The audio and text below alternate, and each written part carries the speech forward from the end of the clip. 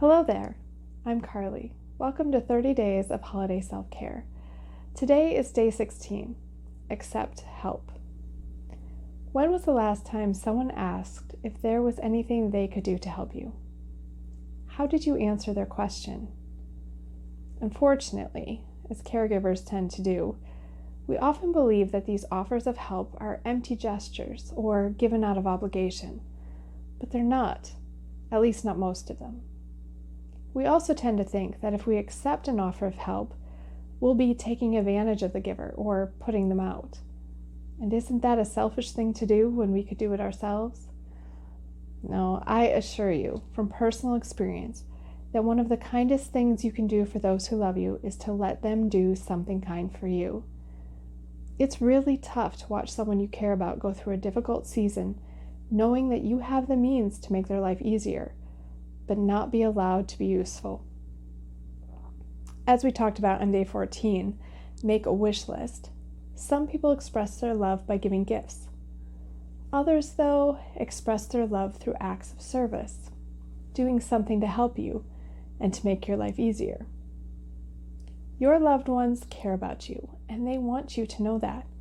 Their offer to help is an expression of that love, and when you reject it, even if you do so politely, they may feel that as a personal rejection and may not be so quick to offer their help the next time. Now, I don't say this to guilt you into accepting an offer of help out of obligation.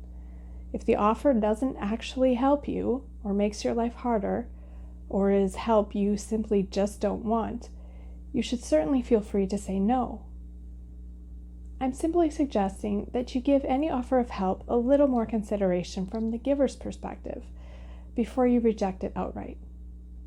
Because not only will accepting their help take a task off your plate, but it will strengthen the relationship you have with someone who truly wants to be part of your parachute, your support system. And that's a valuable thing. Sometimes someone will ask you if they can do a specific task to help out. Maybe that's make a meal or watch the kids or get a gift card, whatever it is. In that instance, it's easy enough to consider the offer and decide if it will be helpful to you, and then if so, make arrangements to accept. However, more often than not, people are unsure as to what they can do that will really help you in your circumstances. So they give the usual, "Let me know if there's anything I can do" line. They don't mean for it to sound insincere, but it does, because the offer is vague and open-ended. These offers are sincere, and the opportunity for you to get some relief is right there, waiting for you to grab it. All you have to say is, "Well, since you offered..." I don't know about you, but every time someone asks me, "What can I do to help?"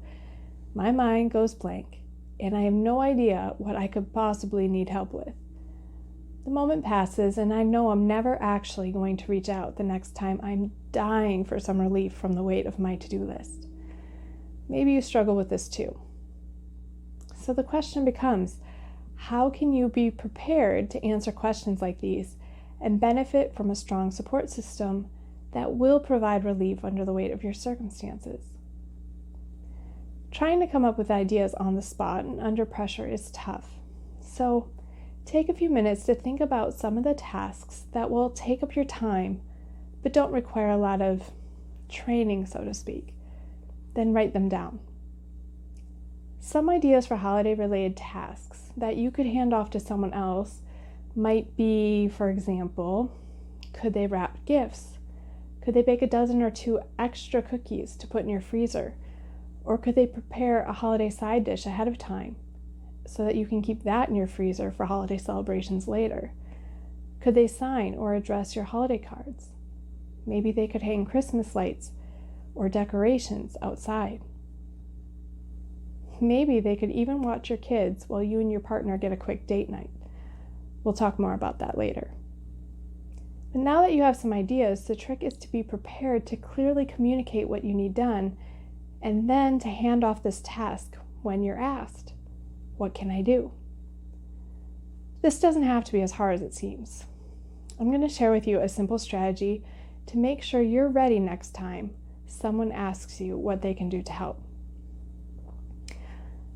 Okay, start by getting a piece of paper or a large note card and write the following headings.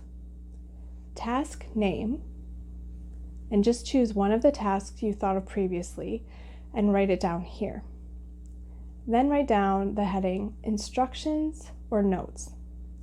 This is where you're going to write down everything someone would need to know in order to complete this task in the way you need it to be done. For example, if they're going to be baking or cooking for you, you would write down any relevant dietary considerations or taste preferences your family might have. Next, you're going to write down your name and your contact information. This is so the person who is completing the task can easily get in touch with you if they have questions or need to make arrangements with you. And finally, you're going to write down date, time, and location. These will be left blank until you make arrangements with the volunteer who will be completing this task. This will keep you both on the same page as to the when and where of how this task will be completed. Then repeat this process on separate note cards for a few of your holiday tasks. You're going to keep them with you so that the next time someone asks you what they can do to help, you can simply pull out one of these cards. They will have all the information they need to help you, and you will be able to take something off your plate without having to figure it all out on the spot. Accepting help is not an easy thing for parent caregivers, yet it is a powerful act of social self-care that helps to keep your parachute strong and ready to support you in your caregiving role, this holiday and all year long. Thanks for joining me today. I will see you back here tomorrow for day 17. Until then, take care.